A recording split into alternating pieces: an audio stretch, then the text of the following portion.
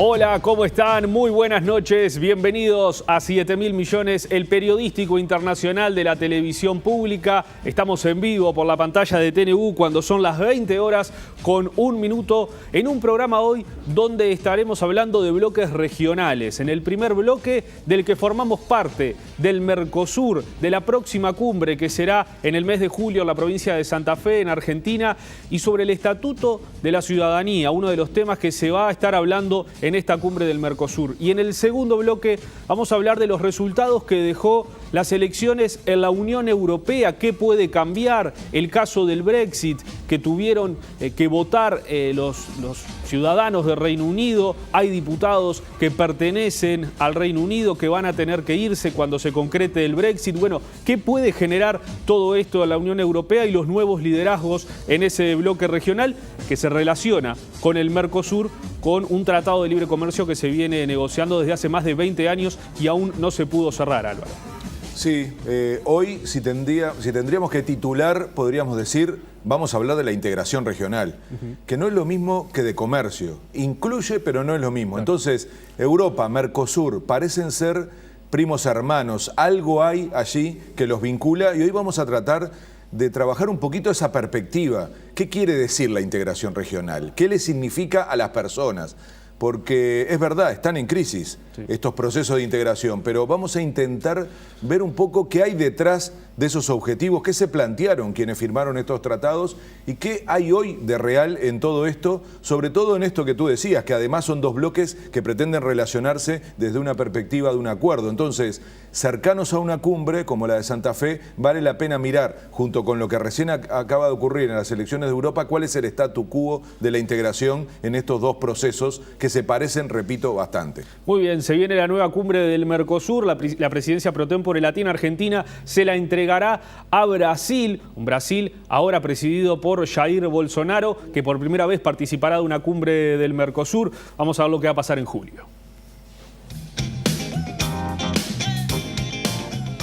La ciudad de Santa Fe en Argentina será sede el próximo mes de julio de la 54ª Cumbre de Presidentes del Mercosur.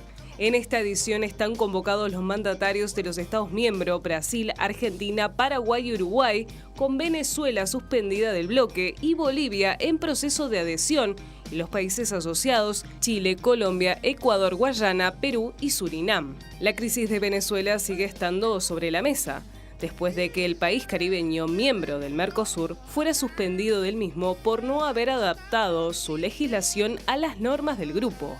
Otro de los temas que será impulsado en esta edición será el Estatuto de la Ciudadanía, que el bloque viene trabajando desde 2010, con iniciativas que fueron aprobadas y otras que restan reafirmar. Desde 2018 se creó un grupo de trabajo que desarrolló un plan de acción en el cual se destacan varios avances, entre ellos la aprobación sobre el reconocimiento de títulos de grado en la educación superior, la creación de una escuela de defensa al consumidor del Mercosur, el acuerdo de intercambio de información migratoria y la cooperación jurídica en asuntos penales. Los principales lineamientos que se han desarrollado en ese sentido son las relacionadas a la libre circulación de personas y trabajadores, así como el reconocimiento de los aportes sociales y los estudios primarios y secundarios. También se destaca el reconocimiento de documentos de identidad nacionales para el tránsito regional. Argentina entregará la presidencia pro tempore a Brasil en dicha cumbre por el lapso de 6 meses.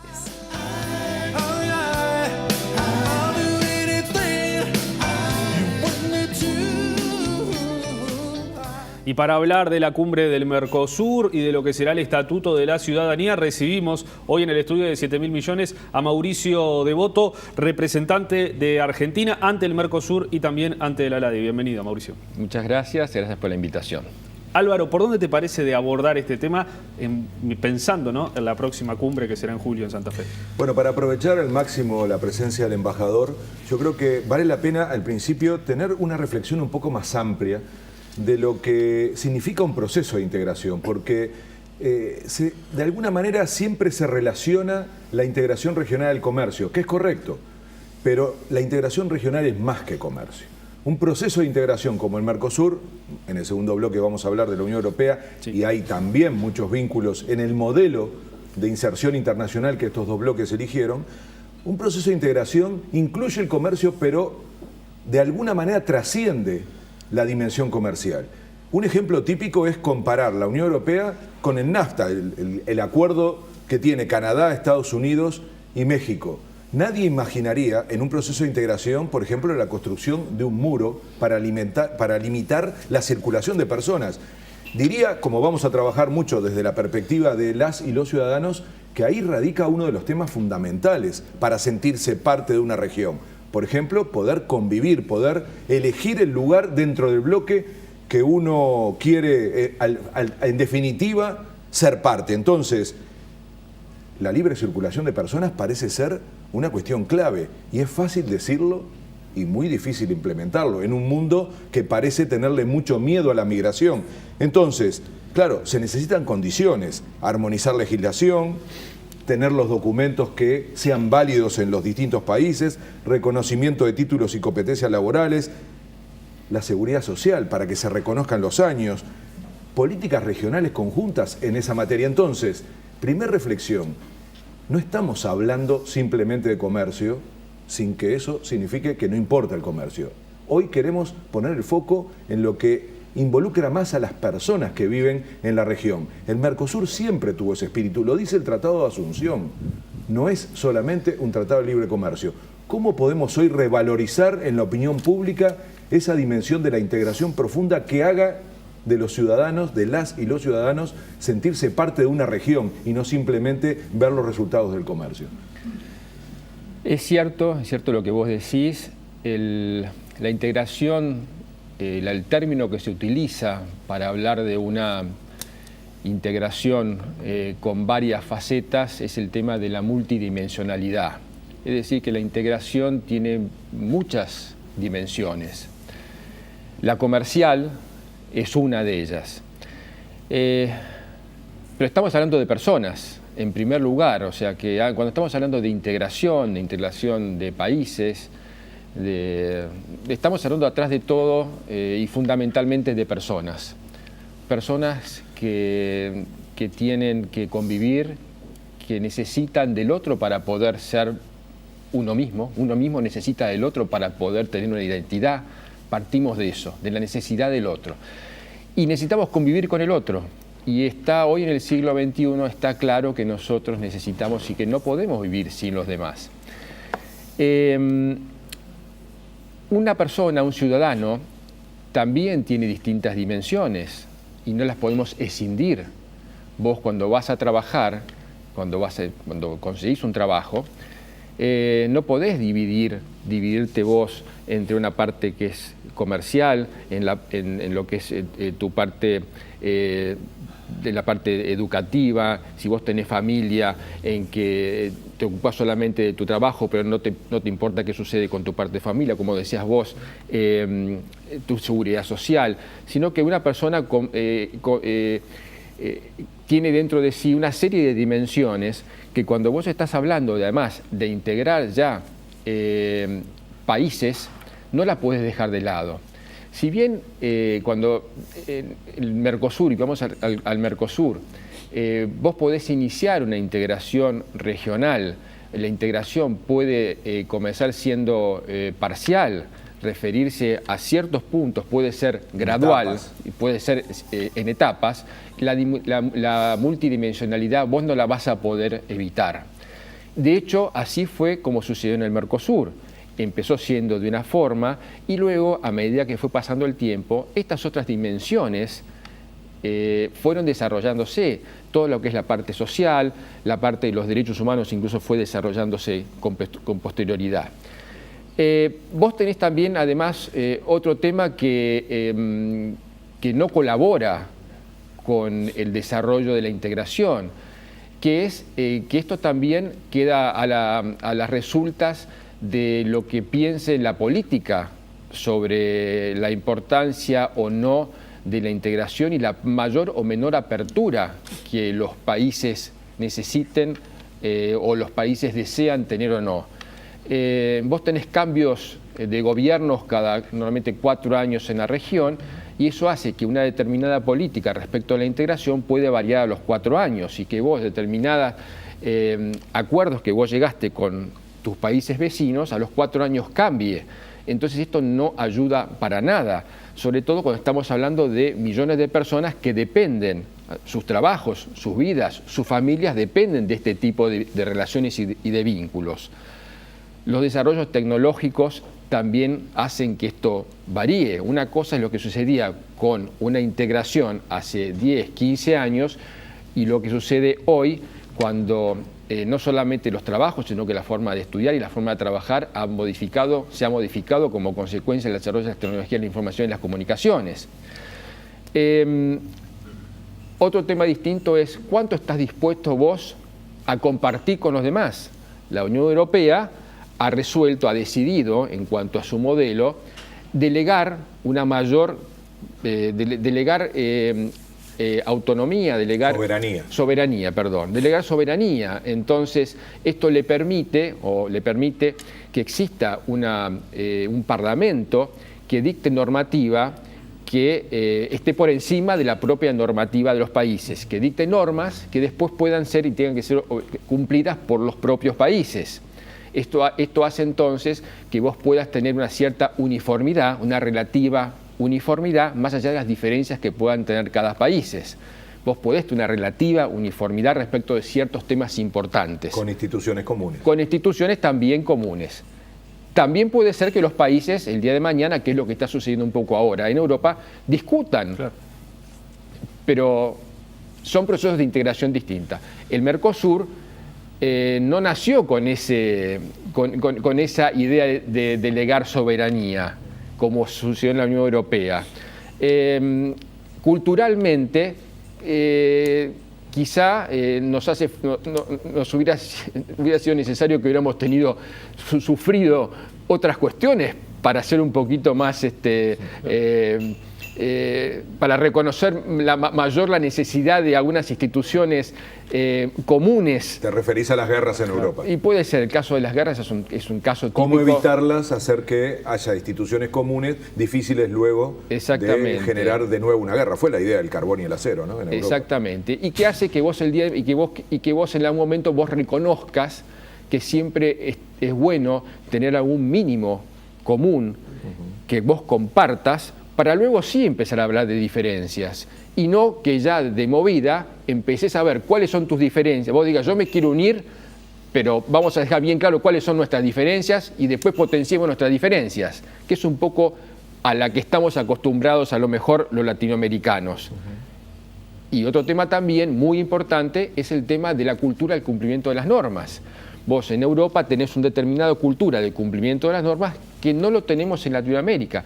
Quizá Uruguay puede llegar a ser una excepción dentro de lo que significa Latinoamérica, pero hay un profesor que se llama Carlos Nino, abogado, que escribió un libro que se llama Respecto a Argentina, un país al margen de la ley, donde somos países, en general Latinoamérica, que estamos acostumbrados a no respetar las normas.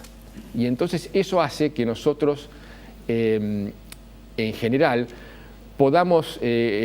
construyamos muchas veces todos nuestros proyectos privados sobre arena movediza, es decir, que las instituciones públicas son tan débiles que tiemblan ante cualquier cimbronazo y se vengan abajo rápidamente, y tenemos procesos cíclicos que duran 5 o 10 años que no suceden en nuestros países. Entonces, en la medida que no tengamos instituciones fuertes, esto también complica estos cimbronazos. Entonces, pero para volver a lo que decías antes, los procesos de integración, las integraciones regionales, a pesar de lo que se dice hoy en día, y donde parecen estos proyectos de países más y políticos más nacionalistas, nosotros por lo menos estamos convencidos, y los países que conformamos el Mercosur estamos convencidos, creemos en la multilateralidad y en la necesidad de que nos mantengamos unidos en este tipo de acuerdos y de pactos. Con la Unión Europea, como decían al principio del informe, hemos tardado mucho, pero hemos avanzado bastante. El Mercosur, que parecía hace un año que veníamos mucho más flojo y con peligros de que pudiera haber algún tipo de escape, hemos tenido algunos avances importantes en este año. Así que es cuestión de que nos pongamos, a trabajar, de seguir trabajando como creo que lo estamos haciendo, en conjunto, y sin duda que necesitamos de los demás para poder salir adelante. Ahora, hablando de la integración, ¿no? En la Unión Europea se da una integración quizá más grande de base, que es un único bloque regional. Acá, por lo menos en Sudamérica, tenemos el Mercosur, la Alianza del Pacífico. ¿No falta que haya una integración aún mayor de un solo bloque para después empezar a trabajar ya en una integración pensando con una cabeza más como la de Europa? Mira, el Mercosur en realidad es el único tipo de bloque de integración regional en serio. Sí, sí. La Alianza del Pacífico, más allá de que tiene un marketing importante, es otra cosa. Nosotros tenemos invitado a participar y a ampliar realmente nuestro bloque, Bolivia próximamente, bueno, Venezuela con los problemas que ya todos conocemos, pero realmente una real unión de países y mercado común como el Mercosur existe uno solo y es el que deberías... Pero no logra unir a todos los países del continente. No se ha logrado unir y bueno... ojalá que pudiéramos tener nosotros una... Pero deberíamos ser nosotros más desprendidos. Habría que ver cómo nosotros a nivel personal. Eso es un poco esa característica que creo que no la terminamos de tener. Sí, la cultura que esa hay. Cultura, exactamente. Y el tema cultural es muy importante. Y yo creo que eso, en definitiva, eso después muestra cómo son nuestros gobiernos locales y después a nivel regional, en definitiva, demostramos lo mismo. Y las instituciones regionales también, en definitiva, tienen que demostrar lo mismo y tenemos que mejorar, sin duda eso. Esta integración para el ciudadano, ¿no? que quiere disfrutar de la integración del Mercosur, que quizá hoy en día la disfruta yendo de vacaciones a cualquiera de los países que forman parte del bloque, tan solo con la cédula, y que no se le pide una mayor exigencia. ¿De qué otra forma se puede explotar para que el ciudadano la disfrute? Quizá como sí pasa en Europa, que hasta en el fútbol, ¿no? Está el famoso pasaporte comunitario y podés jugar en cualquier equipo de Europa sin que se te cuente como extranjero. Estas diferencias que nosotros dijimos...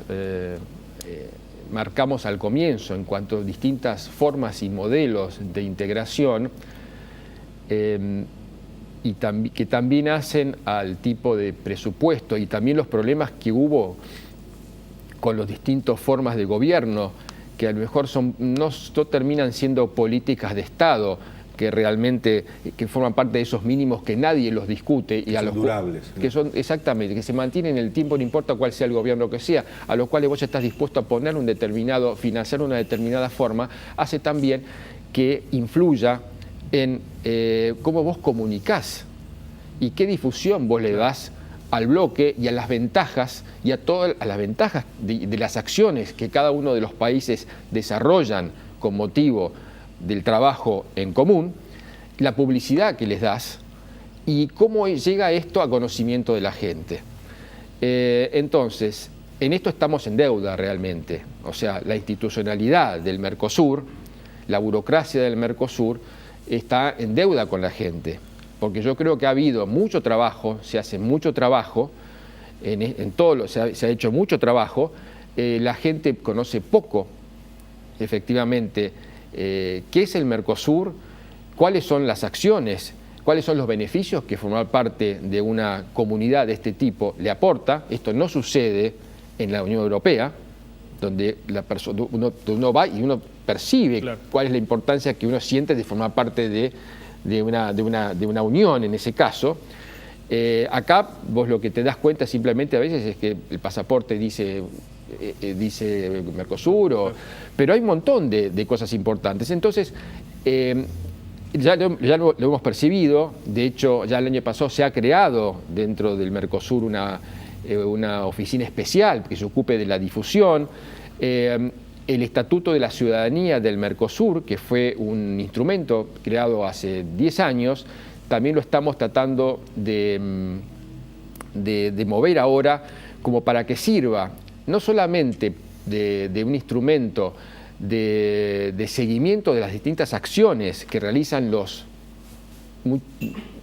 decenas de grupos como silos verticales que trabajan las distintas áreas temáticas de las cuales forman parte la burocracia del Mercosur, más las de cada uno de los países, o sea, no solamente para hacer un seguimiento de esas acciones que después se puedan difundir, sino que también lo estamos tomando a este instrumento, la metodología de seguimiento, la estamos utilizando también como una excusa para poder cortar horizontalmente y poder romper esa inercia. Exactamente. Por un lado, poder difundir dentro de estas áreas verticales esta conciencia y esta idea de la importancia que tiene la multidimensionalidad de la ciudadanía, que debemos, entre comillas, vender esta idea de que, en definitiva, atrás de todas estas millones y millones y millones de reuniones de funcionarios públicos que generan informes, hay gente común y corriente que tienen que recibir todos esos informes, tienen que terminar, y esas acciones tienen que terminar en gente común y corriente que tiene que conocer eso. O sea, no nos sirve a nosotros generar papeles y papeles y papeles y reuniones que acaban en nuestros escritorios y con información que lo sepamos nosotros. Tiene que llegar a la gente, porque son los ciudadanos los que para los quienes nosotros trabajamos y tienen que seguir las cosas. Entonces, generar esta conciencia de una ciudadanía, y que es además esa ciudadanía no solamente, y que esa ciudadanía no puede estar escindida en temas comerciales, que funcionen por un lado, otro lado derechos humanos, sino que, y lo que esa otra tarea que hacemos de paso nosotros con esta excusa del Estatuto de la Ciudadanía del Mercosur, es permear y potenciar algunas otras cuestiones que venían siendo tratadas en el Mercosur, pero que también venían siendo medio como silos. Todo lo que es la parte social, la parte cultural y la parte de los derechos humanos, que eso, en definitiva, sea cual sea el área de que se trabaje, uno tiene que tener la perspectiva de derechos humanos y la parte social, que abarca lo que es trabajo, salud, educación. Entonces estamos haciendo una especie como de doble o triple trabajo con lo de estatuto. Lo que a lo mejor no surge naturalmente, que debería surgir naturalmente en nuestras sociedades. Todos deberíamos tener estas perspectivas sociales incluidas dentro de nuestras propias áreas de trabajo, pero lo estamos tratando de hacer nosotros en conjunto y quizá haciendo una tarea de evangelización a través de un instrumento. Entonces, por suerte, las autoridades del Mercosur estos últimos 2 años nos han permitido y hemos tenido una perfecta conciencia de esto y lo estamos tratando de hacer, por supuesto teniendo en cuenta los problemas que tenemos, problemas de los problemas que tenemos de grandes estructuras, con recursos escasos, pero por suerte estamos avanzando en esto. Yo por eso que soy optimista, más allá de los problemas que tenemos, que todos conocemos, y las prioridades. Solo para tratar de ponerle luz a otros elementos que generalmente no se visualizan. Acabas de decir algo que nos parece clave, que es los problemas de comunicación del Mercosur, ¿no? El Mercosur comunica muy mal y lo que es peor, la gente termina enterándose siempre que hay problemas, lo cual significa una comunicación a partir de la mala noticia, de se cortó una frontera, hay tal problema. Entonces, poniéndole como estamos haciendo nosotros ahora, porque también es un compromiso de los medios, tratar de tomar ese tipo de informaciones cuando hay avances, cuando hay buenas noticias, se me ocurren 2 cosas que se conocen poco y sin embargo marcan la diferencia de un proceso como el Mercosur con relación a otros de tipo acuerdos comerciales. El Fondo de Convergencia Estructural. Es decir, un fondo que le permite al Mercosur tratar las asimetrías, que es un gran asunto en un proceso de integración, porque los países tienen distintos tamaños, distintas realidades, distinto desarrollo. Ese fondo en Uruguay tiene especialmente mala prensa el Mercosur. Sin embargo, el FOSEM, como se le llama el Fondo de Convergencia Estructural, le permite a Uruguay recibir mucho más dinero del que aporta, aún más a Paraguay. Es decir, hay una relación directa entre el tamaño y lo que recibe, y los grandes países aportan más y reciben menos. Es un concepto muy importante para un proyecto de integración porque implica la solidaridad. Implica la idea de que estoy dando más de lo que recibo a partir de construir un equilibrio, una armonización interna.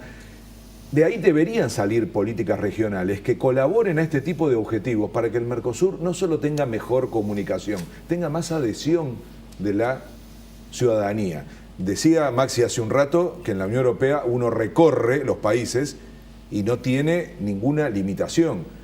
Eso lo defienden a muerte las y los ciudadanos europeos. Le pueden discutir cualquier cosa sobre la actual situación de la Unión Europea, pero eso nadie quiere perderlo. Incluso para los ingleses es un gran dolor de cabeza porque es lo que está en riesgo y eso ya hace que hasta el Brexit esté en cuestión. Entonces, ¿cómo hacer de esas herramientas que ya tiene el Mercosur de alguna manera palancas para motivar al ciudadano a defender la integración regional en un mundo que se hace cada vez más difícil, en donde el programa pasado era China y Estados Unidos como guerra comercial? ¿Qué puede hacer nuestros países solos si no se unen para tratar de pesar más en ese concierto internacional cada vez más complejo? Mirá, por lo pronto, y ahora en este ratito que tenemos, respecto de los temas más importantes que nosotros hemos localizado que hacen a la ciudadanía, destacamos algunos pocos, pero que es el tema de la libre circulación de personas, que estos son logros que algunos los han dicho recién, es la libre circulación de personas, la libre circulación de trabajadores, el reconocimiento de aportes a la seguridad social, el reconocimiento de estudios primarios y secundarios, el de los títulos universitarios, como unos pocos. Pero en cuanto al FOSEN, a este Fondo para la Convergencia Estructural del Mercosur, que vos acabas de hacer referencia, fíjate que desde que inició su actividad en el año 2007, para Uruguay se aprobó un financiamiento no reembolsable de 284 millones de dólares y que se fueron distribuidos en 19 proyectos, de los cuales hubo 16 son directamente para Uruguay, y 19 proyectos para Uruguay, finalizados 6. Hay 5 proyectos que han concluido sus acciones y se encuentran preparando el cierre administrativo. De los 8 restantes están en ejecución. Hay 4 proyectos para rehabilitar la Ruta 30 al norte del país. Casi todo es infraestructura o temas de políticas sociales, y muy poco conocido en Uruguay que son financiados por el Mercosur. Por el Mercosur. Entonces, entre los resultados se destacan 350 kilómetros de tendido eléctrico entre San Carlos y Melo, rehabilitación de más de 200 kilómetros de ruta, rehabilitación de más de 400 kilómetros de vías férreas, apoyo a proyectos de innovación para 74 pymes, construcción y equipamiento de espacio de innovación ubicado en la planta baja del Instituto Pasteur de Montevideo, construcción de planta de tratamiento y conexiones de saneamiento en la ciudad de Aceguá.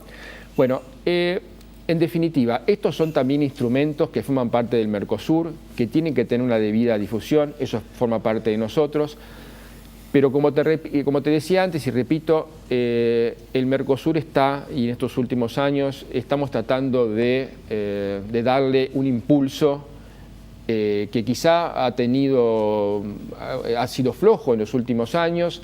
Estamos tratando de darle el impulso que corresponda, estamos tratando de hacer más eficiente los recursos y que sean utilizados en cosas que realmente lleguen a la gente.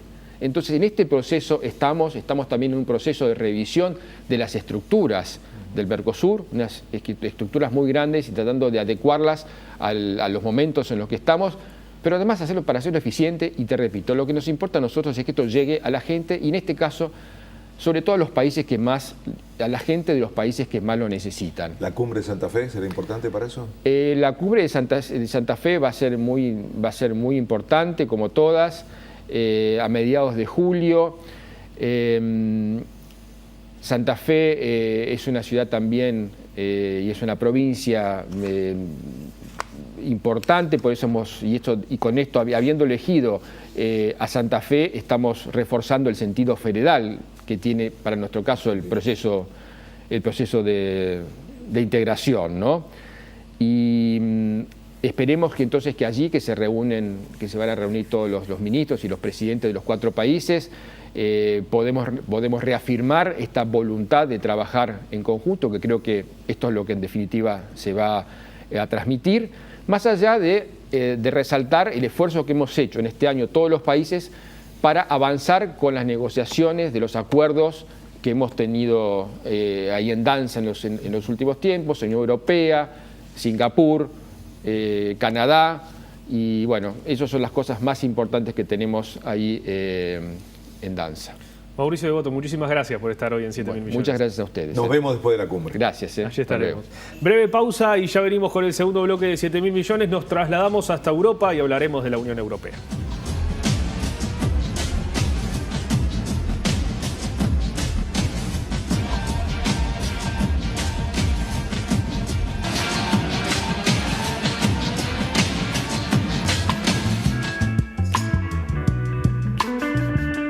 El Partido Popular, que reúne a la derecha clásica del viejo continente, reivindicó su victoria y la presidencia de la Comisión Europea, principal cargo en juego. Sin embargo, este espacio, junto con la tradicional socialdemocracia, sufrió un retroceso en la cantidad de bancas, lo que obliga a ambos bloques a tener que acordar con formaciones políticas menores para enfrentar así a los llamados euroescépticos. En tal sentido, el crecimiento de los liberales y de los ecologistas hace que ambos actores resulten clave en la posible formación de alianzas para enfrentar a los críticos del bloque regional, tanto por izquierda como por derecha. Pese al notorio ascenso de los ultraderechistas, los euroescépticos pasaron de tener el 20% a tener el 23% de las bancas, algo menos de lo que algunos analistas auguraban. Sus triunfos han sido más bien en clave nacional. Por ejemplo, en Francia, la formación de Marine Le Pen le ganó al presidente europeísta Emmanuel Macron, mientras que en Italia, el hombre fuerte del gobierno, el ministro de Interior, Matteo Salvini, acrecentó su poder, a la vez que en Reino Unido, el eurofóbico partido del Brexit triunfó con un 32% de los votos. En España, mientras tanto, el Partido Socialista obtuvo una victoria a nivel nacional en las elecciones regionales y municipales que se realizaron al mismo tiempo que los comicios para elegir a los representantes para el Europarlamento. No obstante, y pese a ello, el ayuntamiento de la capital, Madrid, pasará a manos de una coalición de la derecha. La mayor sorpresa en estas elecciones fue la alta participación. Casi el 51% de los 400 millones de electores habilitados emitieron su voto, un 8% más que en los comicios anteriores en 2014. El martes, los mandatarios europeos se reunirán en Bruselas.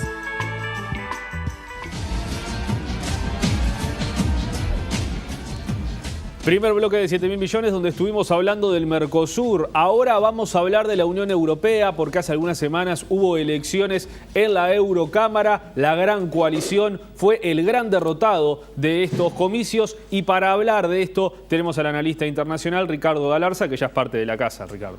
Hola Maxi, ¿cómo estás? Muchas gracias por eso. Hola, ¿cómo estás Álvaro? Sí, efectivamente, no sé si el gran derrotado, pero perdieron muchas bancas y sobre todo perdieron en esa coalición que digámoslo es una coalición de facto entre el centro derecha y el centro izquierda en la Eurocámara, perdieron la mayoría absoluta, ¿no es cierto? Entre ellos dos. Con todo, no es una derrota en términos de las fuerzas proeuropeas, digamos, porque no nos olvidemos que en tercer lugar llegaron los liberales, encabezados por el presidente de Francia, Emmanuel Macron.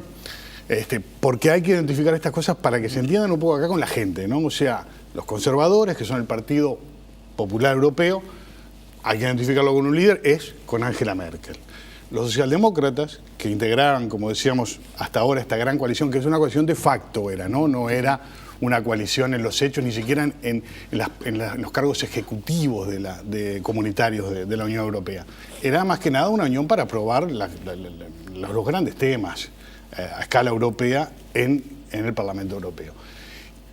Entre los socialdemócratas, ahora quien se ha convertido en su líder es Pedro Sánchez. Entonces tenés Pedro Sánchez como líder de los socialdemócratas, como líder de los conservadores Angela Merkel y como líder de los liberales ahora, que es una fuerza que en Europa ha carecido de mucho apoyo últimamente, Emmanuel Macron. ¿Qué pasa? Esta gran coalición, como bien decís, pierde la mayoría absoluta. Entonces ahora lo que está tratando de hacer Pedro Sánchez, o ya hizo, mejor dicho, es una alianza con Macron para gobernar con los liberales. Son conocidas las afinidades de Pedro Sánchez con el pensamiento liberal, digamos, en eso se parece, aunque solo en eso, a Felipe González. Y en ese sentido, gobernar radiando, quería él, a los conservadores, pero va a ser imposible porque entre ellos dos no tienen la mayoría absoluta, ni siquiera con el apoyo de los verdes, de modo que va a haber que hacer una coalición ahora también de facto, pero tripartita, conservadores, socialdemócratas y liberales. Y lo que a mí me parece bastante preocupante y que de alguna manera se ha soslayado un poco, porque de todos modos estos partidos entraron, aunque perdieron una gran cantidad de escaños en primer, segundo y tercer lugar, es el avance de los nacionalismos, que en Europa no es ningún chiste, ¿no? Porque sabemos y recordamos en los años 30 lo que pasó con el avance de los nacionalismos y cómo terminó eso, y por algo François Mitterrand decía: el nacionalismo es la guerra, ¿no? Creo que sabía de lo que hablaba, y creo que es algo que no es menor, porque si vos te fijas bien, los triunfos que obtuvieron, si bien son nada más que 58 bancas las que tienen en la Eurocámara, fueron en países centrales, ¿no? Muy importantes. Francia, nada menos, con Marine Le Pen, Italia, Matteo Salvini, y el partido del Brexit, nada menos, en el Reino Unido. De manera que desestimar eso, en Bélgica también hicieron avances importantes, ni hablan en Hungría, donde ya gobiernan,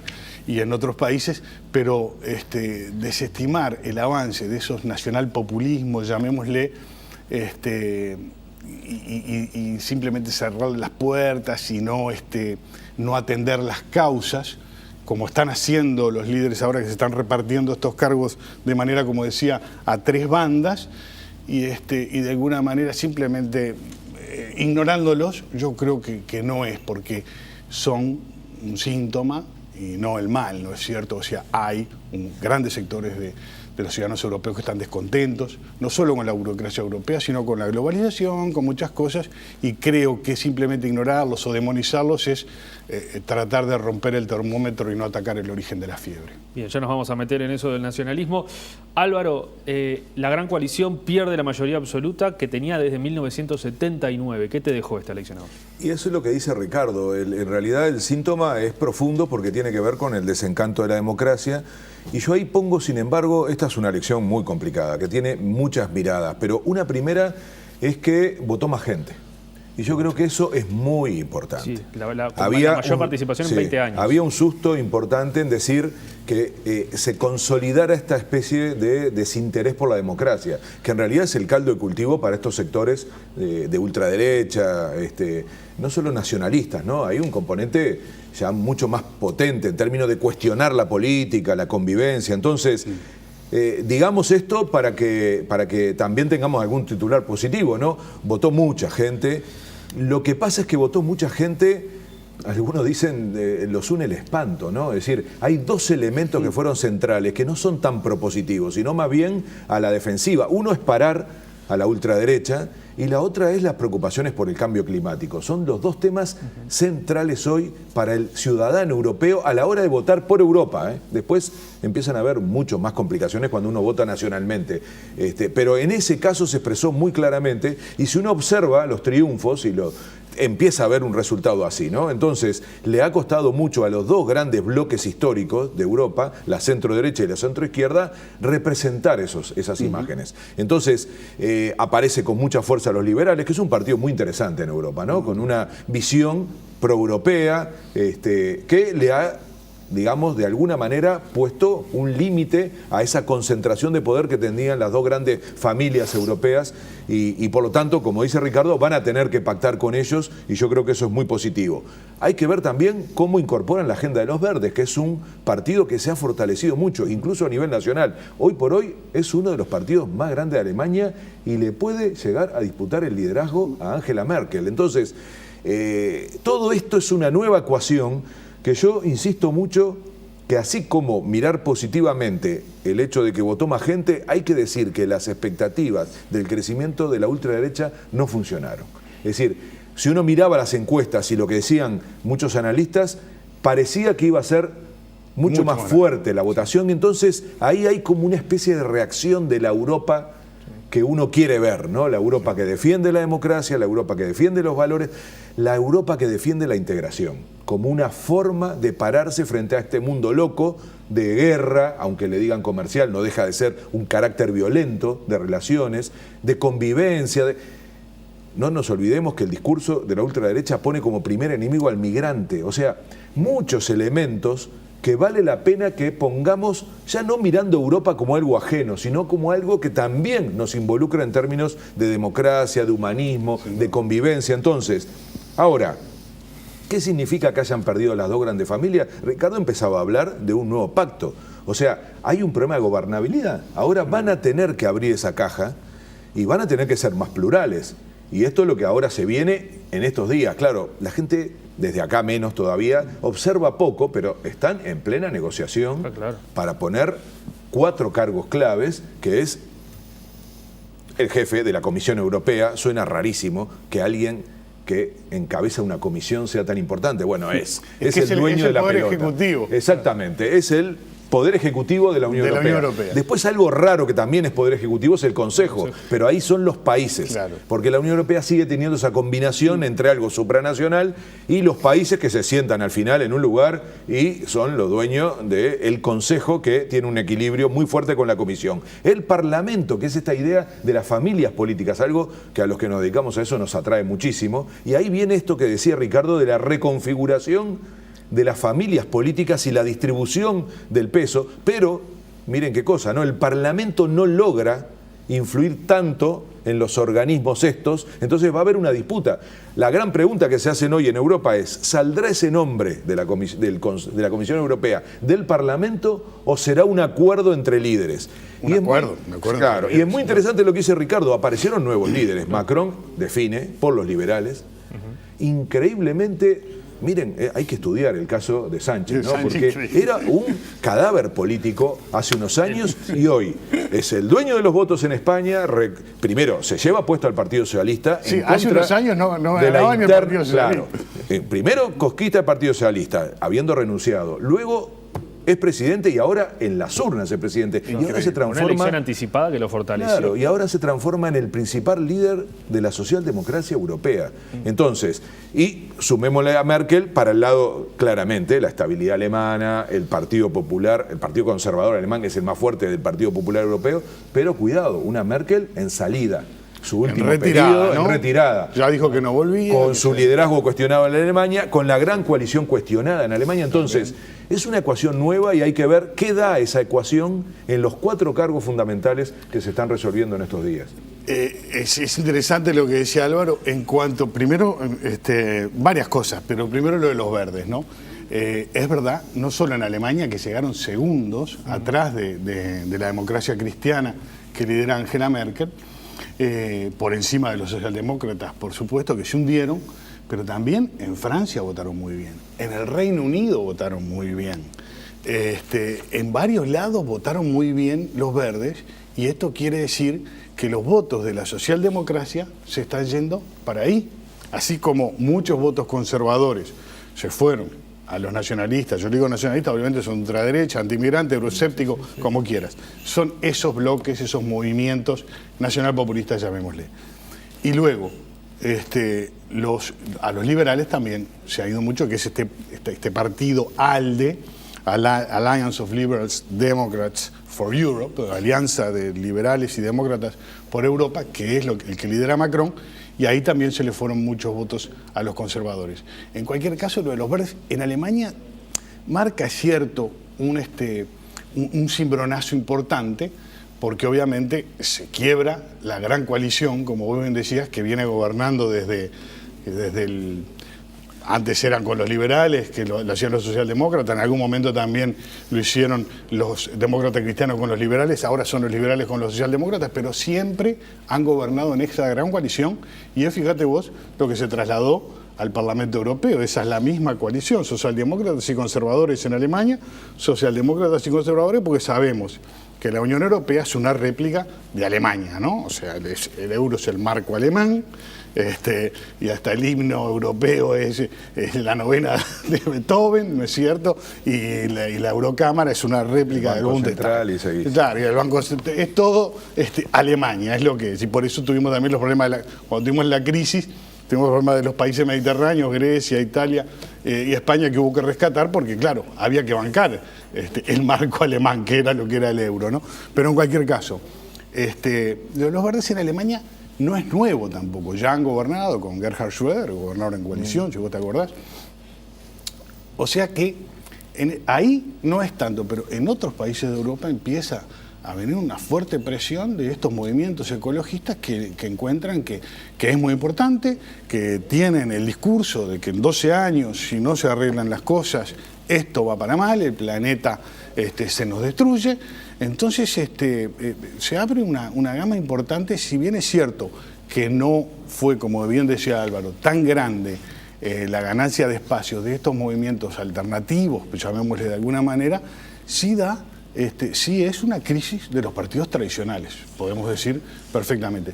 Y si es una crisis de los partidos tradicionales, habrá que repensar un poco, primero el modelo social europeo, que daba todas las respuestas hasta ahora, porque por algo arrasaban estos partidos, no solo en las europeas, sino en sus propios países, conservadores y socialdemócratas, liberales afuera, ni picaban, en todos los países, han gobernado por años. Primero los socialdemócratas, como bien dijiste, del 79 al 99 gobernaron los socialdemócratas, del 99 hasta ahora gobernaron los conservadores, pero siempre han dado respuestas a esa ciudadanía que ahora efectivamente no están dando.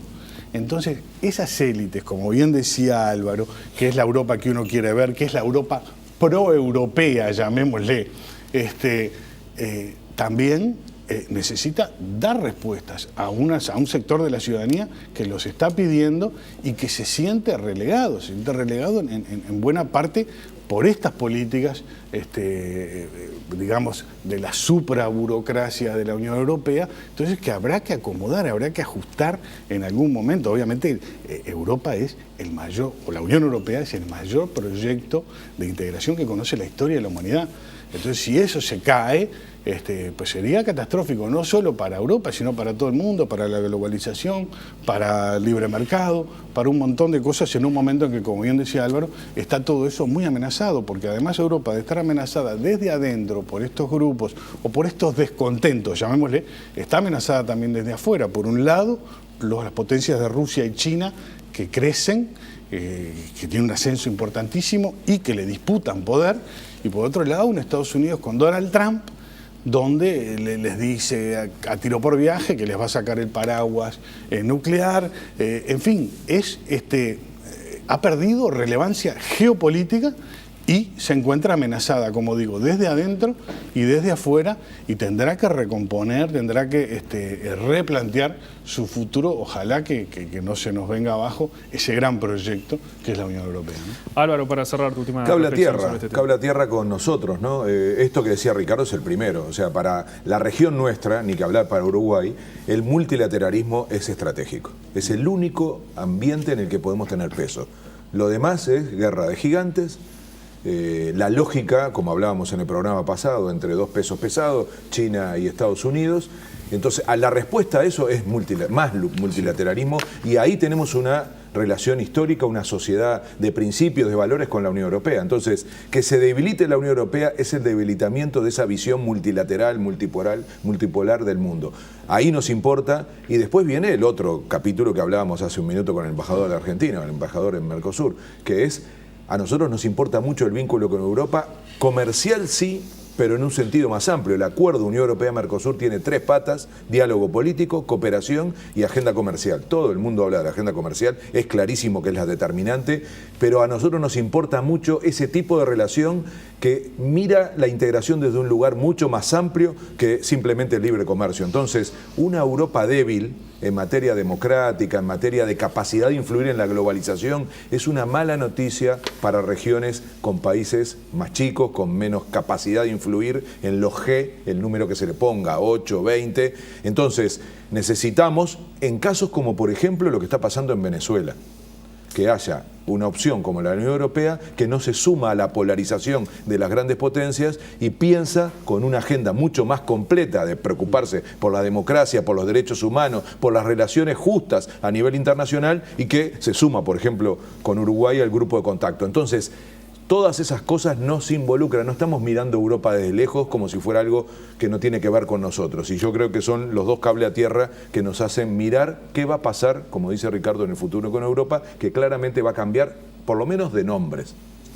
Muy bien, Ricardo, muchísimas gracias por estar hoy con nosotros. Muchas hablando gracias de la a Unión ustedes, un Europea. gusto como siempre. Gracias, Maxi, gracias, Álvaro.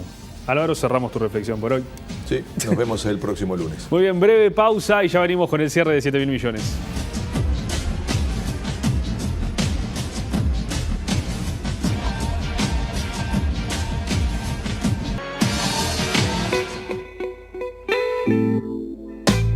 Tercer y último bloque de 7.000 millones por la pantalla de Televisión Nacional. Nos quedamos por Francia porque vamos a ver cómo en ese país se conmemoraron los 500 años de Leonardo da Vinci. En Ambroise, en el Valle del Loira, se celebraron los 500 años de Leonardo da Vinci y se honró la memoria del genio del Renacimiento en la ciudad donde pasó sus últimos años. En 1516, a la edad de 64 años, Da Vinci salió de Italia para ingresar al servicio del rey Francisco I de Francia. Muchas de sus obras maestras y las siguientes fueron vendidas al monarca francés, formando un legado que ahora se exhibe en el Museo del Louvre en París. La llegada de Leonardo da Vinci a Francia no fue casual, porque el rey Francisco I quería que se uniera a la corte para participar en su influencia y refinamiento internacional. Durante sus 3 años en Francia, Da Vinci se centró en perfeccionar obras maestras inacabadas, dibujo y escritura científica, pero también participó en la organización de lujosas fiestas para el rey de Francia.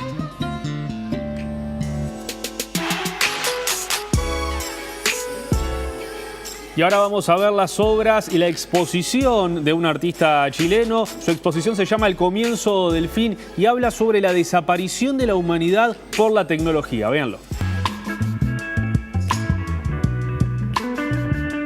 El comienzo del fin es el comentario del artista nacido en Chile, Sebastián Errázuriz, sobre la inminente desaparición de la humanidad debido a la tecnología. Su programa presenta esculturas impresas en 3D, hechas de resina de los magnates tecnológicos Jeff Bezos, Sergey Brin y Leigh Space, además de Steve Jobs, Elon Musk y Mark Zuckerberg. Una representación de Jobs es la primera de las esculturas que representa al profeta. La colección tardó 5 años en realizarse, con Errázuriz tomando imágenes de obras de arte preexistentes famosas y esculpiendo a los magnates de la tecnología en su base, en software digital. El principio del fin se expuso en el colectivo Elizabeth hasta el 24 de mayo.